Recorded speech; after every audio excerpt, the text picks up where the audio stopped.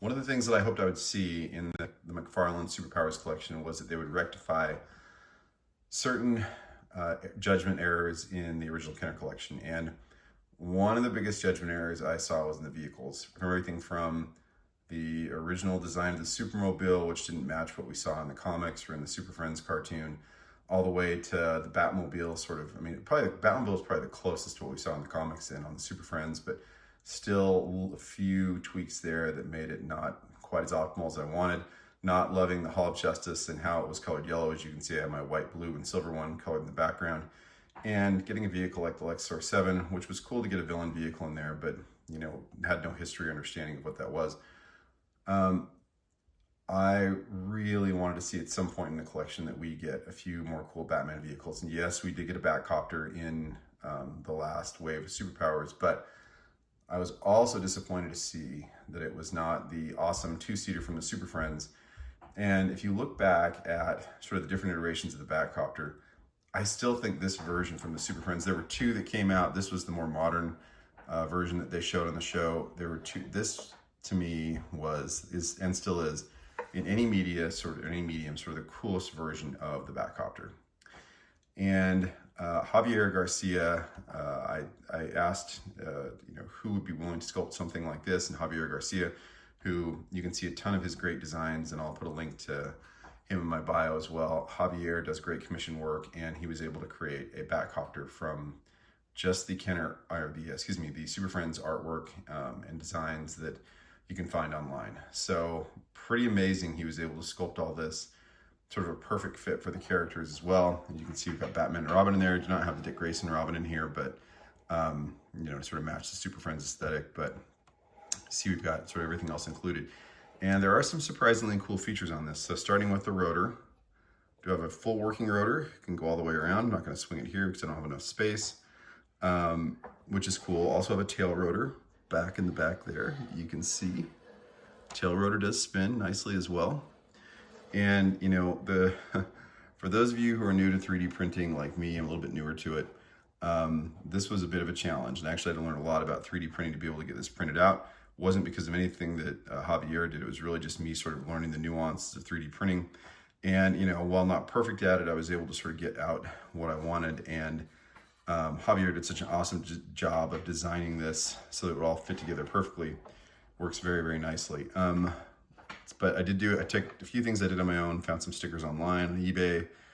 I did manage to paint the Batcopter, managed to paint this sort of front end to make it look like the Batcopter in the comics. There are some yellow lights underneath. We made sure we had the recessed lights. Oops, and you'll see that, there are some things that I still need to kind of improve on. The back of this just sort of popped off, but that'll give us an opportunity to talk through some of the features in the cockpit. So you're gonna see a couple of cool things here. I'm gonna take out the figures just because I think it's a little bit easier to see what's going on in the cockpit when I do that.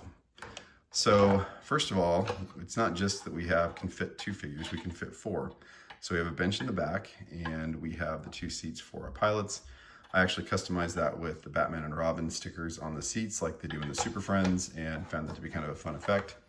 And you'll see, if you can kind of see in there a little bit, there's a control panel at the bottom, very similar to what you see in the artwork. And I even managed to use some of the stickers from the original Batcopter to complete sort of the design aesthetic. And then look on the back, you'll see the two bat symbols on the chairs. Javier sculpted that in. Very, very cool. I could have done a little bit better job of removing some of the extra plastic there, so you'll see a little piece hanging off, but very, very cool overall. The other thing that he added in, and I'll see if I can do this without making too big of a mess, is there is hang on, that's the part I was worried about just because it's me doing this. There is also a hatch that opens up so that you can drop a line and a character and a figure out the bottom. And this is part of the comic. I think Robin drops, or not the comic, excuse me, part of the show. I think Robin or Batman drops a rescue line out here. So if I wanted to go the extra step of popping in a rescue line, a cable of some sort, attaching it to maybe the bottom of the seats, I could do that. And it just makes a very fully formed Batcopter. So one of the things that I didn't do or didn't think about at the time in the design process, and we actually probably could have accounted for this a little bit better, was that, you know, in my head, I always wanted this to fit on top of the Hall of Justice. And, you know, you can just kind of see, I'll pop it up here a little bit so you can see. It's a little bit too big. I could have pulled the struts in a little bit more. You can get it to fit if you have a wall behind it. And still is kind of cool to see it up there in its glory, sitting on top of the Hall of Justice, but just not something we took into account in terms of the design aesthetic. Like I said, we could pull in those struts a little bit and it would probably fit. The last thing I want to point out, and you're probably going to notice, those of you familiar with 3D printing, that while the carriage and most of the copter is done in PLA, that this cockpit, to make it clear, was done in resin. And that was suggested by a couple people. And my friend, Figures Mystere, also known as, I think, Marsman 1970 on eBay, he was able to sculpt the perfect amber looking color for the Batcopter windshield. So you can see very, you know, pretty darn clear. You can see in, you get the full effect of the Batcopter. And, you know, for me, I finally got the Super Friends Batcopter that I always wanted. So really cool effort overall. Thanks to Javier, thanks to Figures Mystere, thanks to those people that sort of helped me along in the process to help me get this printed out.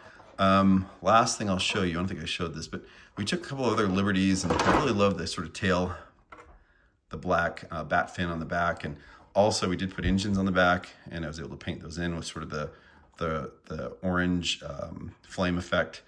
And so he also has sort of this turbo boost Batcopter, which just sort of adds a little bit more. It looks like there is some engine effects, I think, on the artwork for the Super Friends, but the engines weren't really fully realized. So this gave us the opportunity to do that. Again, love that I was able to add this to my collection. Love that I'm finally able to get sort of the awesomeness of the Super Friends, that vehicle that I always wanted. And, you know, while we didn't get more Bat vehicles, there could be some more customs coming in the future that will fit the line as well. And we do have that really cool multi-craft coming out from McFarlane, and hopefully that fits in very nicely with this as well. So please feel free to leave your comments below and subscribe to the channel. Thanks.